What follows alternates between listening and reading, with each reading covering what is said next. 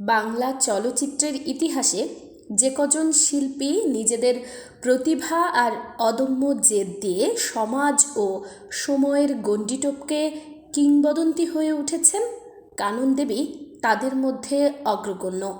1916 সালের 22 এপ্রিল হাওড়ার এক অতি সাধারণ ও দারিদ্র্যপীড়িত পরিবারে তার জন্ম। সে সময়কার সামাজিক প্রেক্ষাপটে একজন নারীর জন্য চলচ্চিত্র জগতে পদার্পণ ছিল দুঃসাহসের কাজ। আর সেই নারী যদি হন রক্ষিতার সন্তান, তবে সেই লড়াইটা হয়ে ওঠে আরও কয়েক গুণ কঠিন।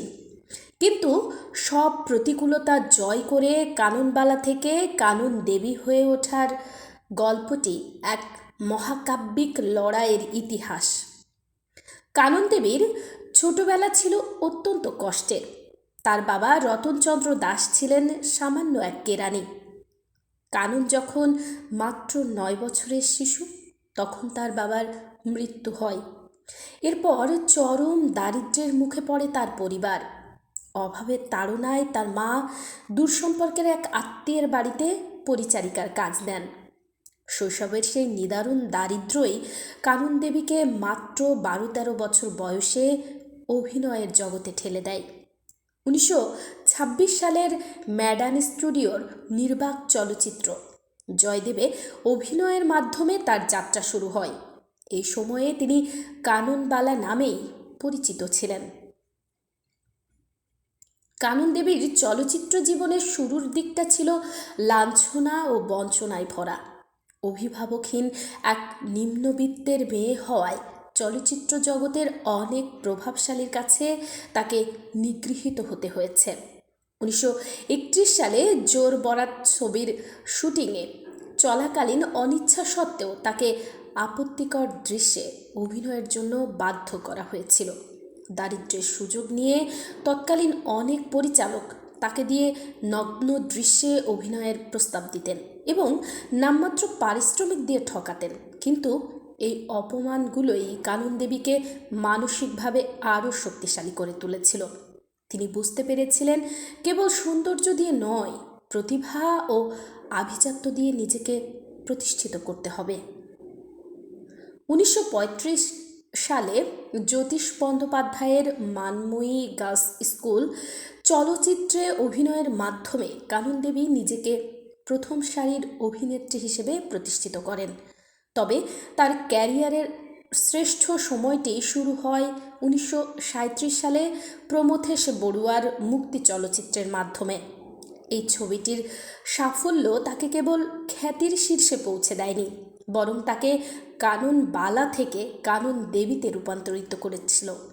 এরপর বিদ্যাপতি, সাথী, পরিচয়, শেষ উত্তর এর মতো একের পর এক ব্যবসা সফল ছবিতে তিনি তার অভিনয়ের জাদু দেখিয়েছিলেন।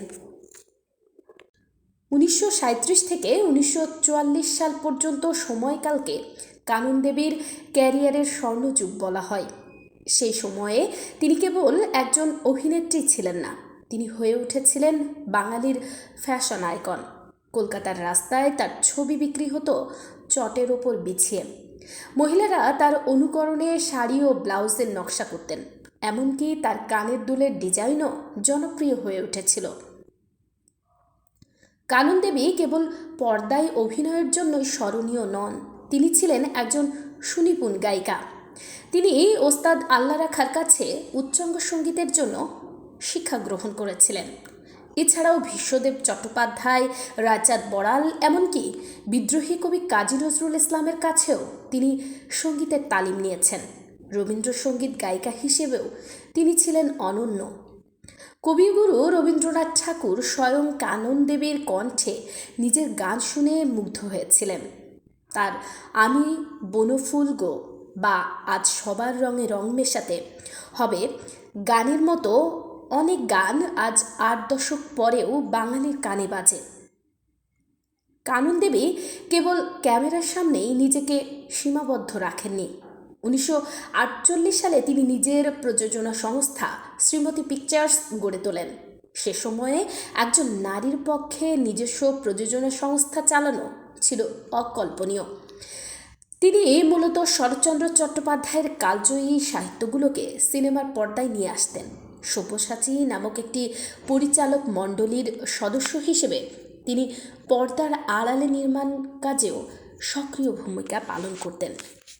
শিল্পকলায় অসামান্য অবদানের স্বীকৃতিস্বরূপ ভারত সরকার তাকে 1964 সালে পদ্মশ্রী উপাধিতে ভূষিত করে।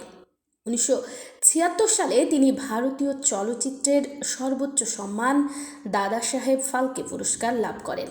জীবনের শেষ দিন পর্যন্ত তিনি শিল্পের সাধনা করে গেছেন। 1992 সালের 17 জুলাই এক মহীয়সী শিল্পী শেষ নিঃশ্বাস ত্যাগ করেন। তার লেখা আত্মজীবনী সবারে আমি নমি বাংলা চলচ্চিত্রের এক মূল্যবান দলিল হিসেবে সংরক্ষিত। কানন দেবী আজ নেই, কিন্তু বাংলা চলচ্চিত্রের জগতে তিনি যে আলোর পথ দেখিয়েছিলেন সেই পথ ধরেই হেঁটেছেন পরবর্তী প্রজন্মের মহানায়িকা ও অভিনেত্রীরা। অভাবের অন্ধকার থেকে উঠে এসে শিল্পের শিখরে আহরণ করা এই জীবনটি চিরকাল প্রেরণা হয়ে থাকবে।